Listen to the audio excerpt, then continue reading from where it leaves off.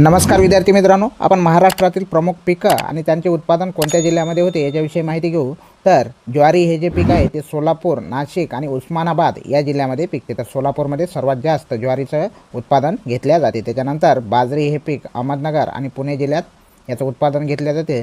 त्याच्यानंतर तांदूळ सर्वात जास्त रायगड, रत्नागिरी, सिंधुदुर्ग, भंडारा आणि चंद्रपूर या जिल्ह्यामध्ये याचं उत्पादन घेतले जाते.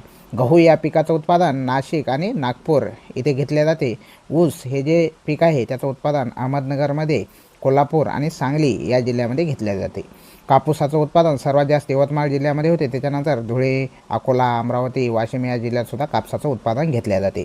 तंबाखू या पिकाचं उत्पादन कोल्हापूर, सांगली, सातारा या भागात सर्वात जास्त घेतले जाते.